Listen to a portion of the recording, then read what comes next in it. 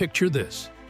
After witnessing the most spectacular rescue in human history, witnessing 10 devastating plagues, walking through a parted sea, and hearing the very voice of God thunder from Mount Sinai, how long would it take you to completely abandon your faith? For the ancient Israelites, the answer was a mere 40 days. The story begins at Mount Sinai, where Moses had ascended to receive God's commandments. The Israelites waited below, but as days stretched into weeks, anxiety transformed into doubt. These were people who had been slaves in Egypt for 400 years, surrounded by a culture that worshipped visible, tangible gods made of gold and stone. When Moses failed to return according to their expectations, panic set in.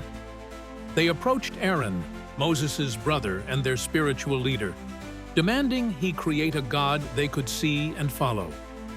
Aaron, perhaps overwhelmed by the pressure or lacking his brother's unwavering faith, made a catastrophic decision.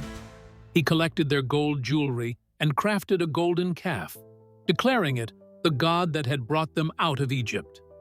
The irony is staggering. The very people who had witnessed water turn to blood, locusts darken the sky, and the sea, split before them, now danced before a lifeless statue they had created hours earlier.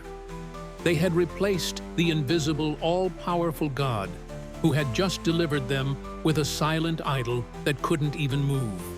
When Moses descended and discovered their betrayal, his fury was so intense that he shattered the stone tablets containing God's own handwriting. The consequences were severe. 3,000 people died that day as judgment for their faithlessness. This ancient account reveals a timeless truth about human nature. Our tendency to abandon faith when faced with uncertainty, to choose the visible over the invisible, and to create gods that match our immediate desires rather than submit to divine authority that requires trust and patience.